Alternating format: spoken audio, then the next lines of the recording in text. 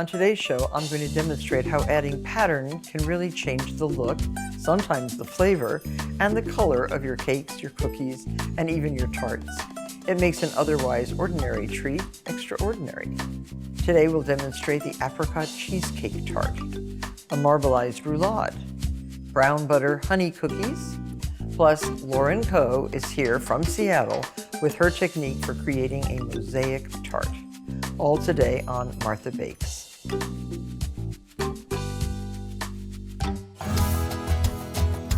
Topping a simple cheesecake with a colorful fruit-based topping is nothing new, but I'll show you how one ingredient and a squeeze bottle can transform my cheesecake tart into a spectacular looking dessert. And I'm going to make a graham cracker crust. You've made this many, many times before. You need 2 whole packages of graham crackers. There are 9 of these graham crackers in each package. Break them up. That'll be 18 graham crackers. Break them up into the bowl of your food processor and grind them up. You want them pretty fine. Add 1/4 teaspoon of salt. And some butter, melted butter that's been cooled. And it's 1 stick of unsalted butter. And 2 tablespoons of sugar. Simplest crust ever. Pulse that all together. And that can be dumped right into your quiche pan, 10.5 by 7.5 inch. And it does have a removable bottom. So just put that right in the pan. And it's a very nice crust. It tastes very good. And just spread this out evenly. And you want to make the crust the same thickness on the sides and on the bottom. And your oven should be preheated to 350 degrees because you're going to pre-bake this crust. Once you even it all out, then really press it in place with the bottom of a measuring cup. This works very well. Press all the way around. You can use chocolate wafers.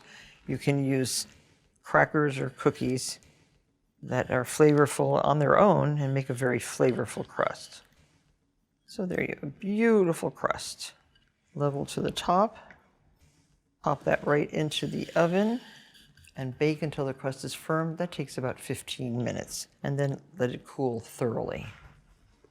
Now the filling is the basic, delicious cream cheese filling. We have 2 8-ounce packages of cream cheese, room temperature. Don't get the diet variety, it doesn't really work as well. 1/2 cup of sour cream. My mother made this cheesecake so many times. It's so funny to be making it now. 3/4 cup of sugar, a pinch of salt, 2 eggs, and 1/2 teaspoon of vanilla extract. So now have your baked crust handy. Now it's cool, and your oven preheated to 350 degrees. This looks nice and smooth. This can go right into the tart shell. This just fills our tart shell. And now for the extraordinary addition that's going to change this from the regular old cheesecake into something much more beautiful. Just give it a little shimmy to smooth out the filling. See how nice and smooth it gets? And now for the decoration. In a small pan, I've heated some apricot jam, just 1/2 cup. It can be homemade apricot or store-bought, but apricot has such a beautiful light orange color that I thought it would look really nice on the cheesecake. Put it through a fine sieve. I not only like the color, I also love the taste. You could use sour cherry, it would be very nice. You could use red raspberry for the polka dots. And then we're going to put this right into a squeeze bottle. So now just squeeze with this bottle small dots of apricot jam. See how utterly beautiful this looks? I love it. And just continue to cover the entire surface. So there you have a very cute polka dotted cheesecake. Transfer to a 350-degree oven and bake until just set for 25 minutes. And after it's cooled on the rack, cool in the refrigerator for at least 2 hours. So here's our tart. It's all cooled. Now unmold it. The graham crackers, they don't stick to the tin. And I just put it right on the metal base, right onto our serving platter. Slide it on. Get rid of the little crumbs. And you have kind of retro, beautiful polka dot cheesecake. It's the perfect no-fuss dessert for your next gathering. Enjoy. I have a great idea for updating the traditional rolled and filled cake known as a roulade, also known as a jelly roll. It's a technique known as marbleizing that creates an unexpected pretty pattern using 2 contrasting batters, which are actually made out of 1 batter. So in the bowl of your stand mixer, we're going to make the egg white meringue that gets folded into the batter. And we need 4 egg whites. In another bowl, reserve the egg yolks. You can start these, break them up a little bit, add a half a teaspoon of salt, half a cup of granulated sugar,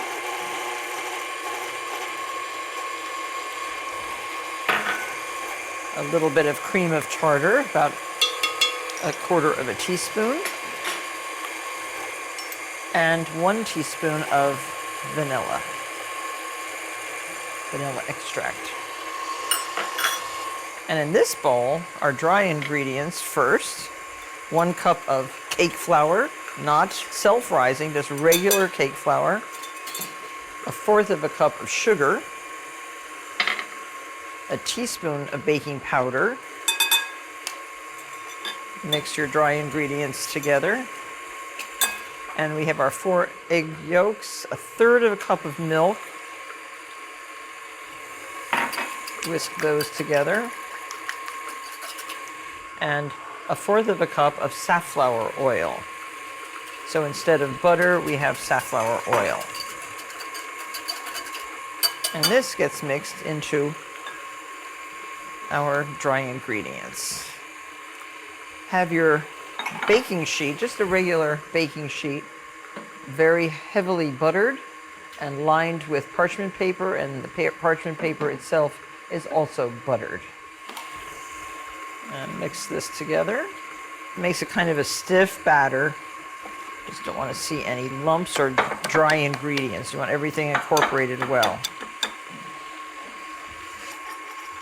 So once our egg whites get beaten to a froth, you'll fold them into this batter.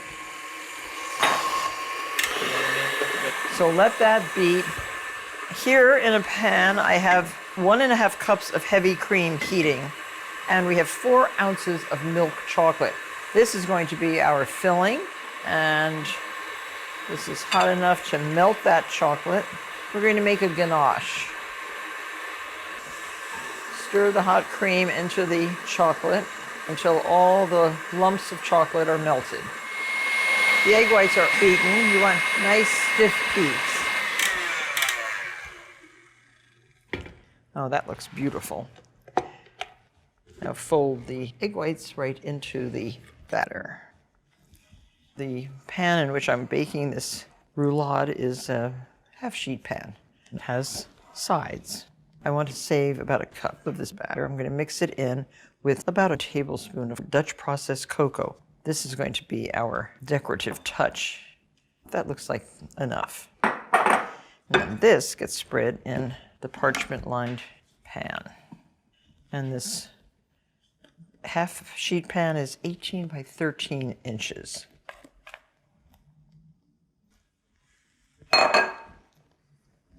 And once you get this nice and smooth, we'll do our special technique. Here's our milk chocolate ganache, all melted. Cover it well. with a piece of plastic wrap and chill it overnight. And then we'll beat it until it's creamy. Okay, so now mix your cocoa into your reserve batter. This is what's going to make this roulade different from all other roulades. So this is nicely mixed. Now take a spoon and just dollop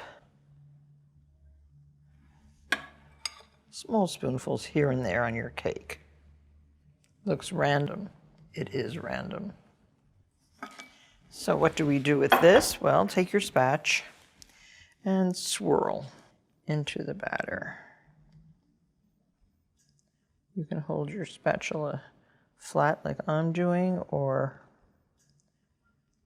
upright to get sharper like this. Looks pretty, doesn't it?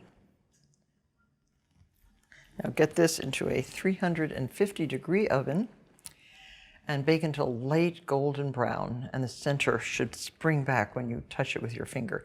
That's going to take only 18 minutes. So this should be turned out as soon as it comes out of the oven. And I'm not using sugared towels as we usually do for a jelly roll, but instead a oiled piece of parchment paper.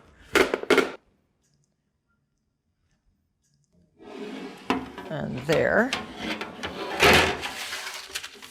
peel off the parchment. So you see the design's not on this side, it's on the other side. So now roll this up as if this were a towel. See how pretty the design is? It's gorgeous. And when you unroll it, you'll get a beautiful marbleized swirly design. So let this cool completely. So now the cake is nice and cold, and you can just start to unroll. We're going to fill it with a milk chocolate ganache and roll it back up again. So here is our milk chocolate filling. Spread this in a nice even layer. See how beautifully this ganache spreads? So roll from this end, and as you release the parchment, it takes off a little bit of the crust of the cake, leaving the design very visible. Nobody's going to know how you got this amazing pattern on your roulade. Make sure that you refrigerate this for another hour or so. Then you can cut off the ends and get a perfect looking spiral. The pattern is so pretty that you'll find yourself wanting to experiment with other patterns again and again. Enjoy. Are you looking for an interesting way to put a creative twist on your next cookie baking project? If so, I suggest using an embossed rolling pin for an artistic look with my tasty recipe for brown butter honey cookies. You can use either a pad, a textured pad, or a textured rolling pin. So first you make your brown butter. It's a half a cup, 1 stick of unsalted butter, and just cook slowly over a low flame until the milk solids start to turn brown and the water evaporates from the butter itself. And all butter has a certain amount of water, and all butter has milk solids that do tend to turn a brown color if cooked long enough. This takes about, probably 5 minutes. So I'll just continue cooking this until you see the darkening occur. In the bowl is a swap out of the butter. When it cools, the yellow comes to the top, but you can see down in the bottom of the bowl, those are the browned bits of milk solids right there. And that has the nutty flavor, the really delicious fragrance, and it's what many bakers today are using to flavor their baked goods. Into the brown butter, we're going to add 1/4 cup of white sugar and 1/2 cup of dark brown sugar, which is packed solid in the cup measure. Brown butter, brown sugar. Recipe for deliciousness. And so let that cream nicely. And so here is the butter. It smells really good. So you can see nicely browned. Now in this bowl are dry ingredients. 2 3/4 cups of all-purpose flour. Now this could be a rather bland cookie, so we are going to add a little bit of ground cardamom, just 1 teaspoon, and a half a teaspoon of coarse salt. So that's it, that's the dry ingredients. Sift these together with a wire whisk. The cardamom adds a really nice fragrance and flavor to the cookie. Once the butter and sugar is creamed, we have 1/4 cup of honey, 1 large egg yolk with 2 tablespoons of heavy cream,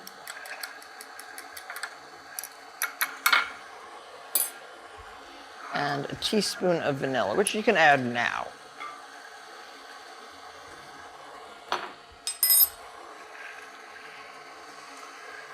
I'm going to add the cream and the egg yolk.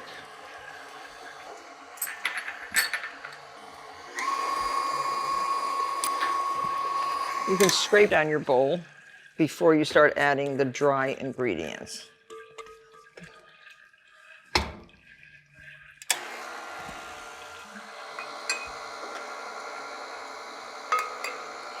This will be a stiff dough,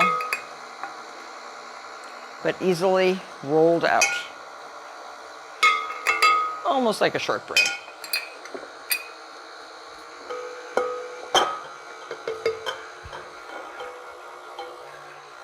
And you can add your 1/4 cup of honey. Now finish up with the flour.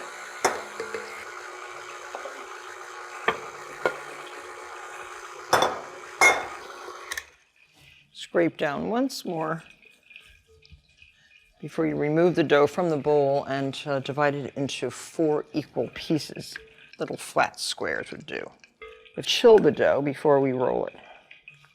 Now you can make this dough a couple days in advance. It will stay in the refrigerator for a couple days. You can also freeze this dough in its squares.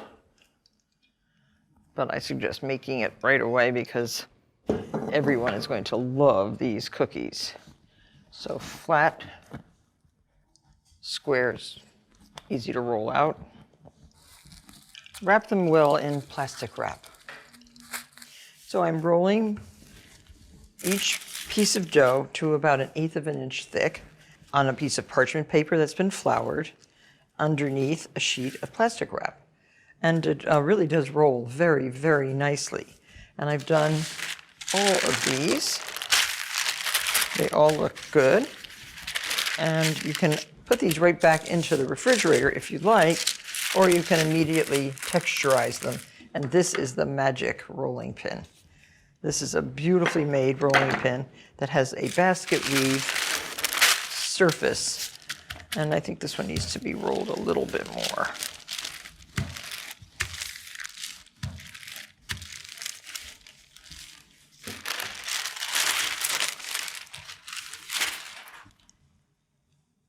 Oh, this is so beautiful. Don't go backwards. Just go in one direction for your texture. Now, doesn't that look exactly like it's been hand woven? So then cut these as neatly as you can into squares. I like to do it right next to each other so I have one side that's touching the other.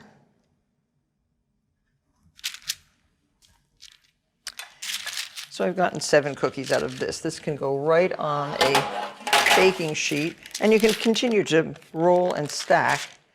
So this has to chill for at least another 15 minutes or so. So here's the cookies, nicely spaced on parchment paper.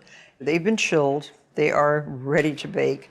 Bake in a 325-degree oven, 16 to 18 minutes. And then, when they come out of the oven, transfer to a wire rack to cool completely. So these beautiful brown sugar honey cookies with the basket weave pattern, great with tea. Serve them to your friends. They'll garner lots of rave reviews. Enjoy. When you think of a mosaic pattern, I don't think it ever crossed your mind that it would apply to a tart. Well, Lauren Coe is here today, all the way from Seattle, with her technique for creating what might be one of the most beautiful, colorful tarts you've ever seen. welcome to the show. Thank you. I'm pleased to be here. Well, I've been watching you on social media for a while now, and I'm always just amazed at the ingenuity that you express on top of pies. Oh, thank you. Yeah. I've been having a blast. I bet you have. It's so much fun. So I thought it would be really fun to show our viewers some of your creativity. And this mosaic pie, this is what we're aiming for. What's the filling? Cranberry curd. A cranberry curd filling with a mosaic of mango. This is dragon fruit and kiwi. Yep. And we now have red dragon fruit. I know, it's so beautiful. So how do you go about doing this? Essentially, it's whatever you make of it. So I just take sliced fruit, cut them into shapes, and just kind of cut them to fit into whatever design. So you can fill the whole slate of tangrams, as I call them, or sometimes I do a half moon shape and just do part of the But then somebody gets short shrift when you serve true. it. I think every Draw slice. straws. I think every slice should have some mosaic on it. That's fair. But mosaic, have you ever done mosaic with glass or with tile? No, I haven't. I only do it with fruit and tarts. Oh my gosh, well, you could do something more long-lived. That'll have to be next. Yeah. So just start cutting up fruit? Yeah. So you've prepared the fruit. It's all sliced very nicely? It's all sliced. Evenly? Mm-hmm. It's about maybe 1/8 of an inch wide. But you need straight edges. Did you keep any edges round? No. You can if you want, but I find now, that don't it's throw more these precise. scraps away. Put them in your blender with some milk and make some smoothies, right? Yes, I freeze them for summertime. Oh, that's a good and then pull them idea. out for smoothies then. So how many pies do you make in a day, would you say? It depends. I try to make at least 2 a week. Oh, only 2 a week. For social media. Sometimes it's more if I'm doing classes or, So are you teaching now students this art form?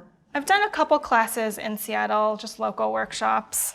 So I prefer shapes with the sharp corners because I think it looks a little more precise.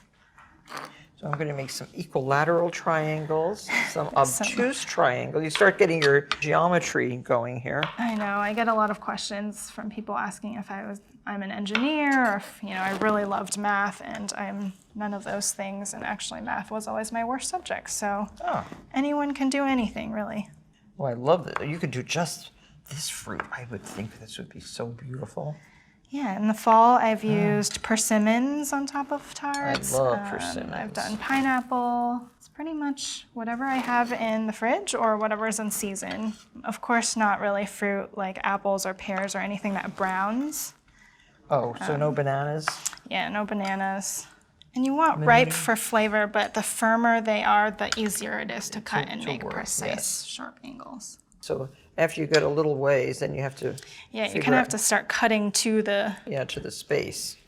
I think it would be a really great surprise for your guests to serve them something like this that they have probably never seen. That looks amazing. Yeah. I just love the pops of color. Mosaic. Oh, wow, I'm so excited. I can do it. I love it, and I hope you do too. Lauren, thank you so much for coming all the way from Seattle to visit with us today and to bring your wonderful creativity to our kitchen. It's so much fun to see something like this happen. Good luck with inventing other wonderful things in the kitchen. And thank you, everyone, for watching. I'll see you on the next episode of Martha Bakes. Make a scalloped border by moving the tip up and away from you, letting each slightly overlap. For a classic star shape, hold the back vertically and squeeze to form a star. For peaks, gently squeeze and lift the tip, then release your pressure halfway into each peak, drawing the tip up until it forms a point. This oversized tip is also great for making large swirls onto a cupcake.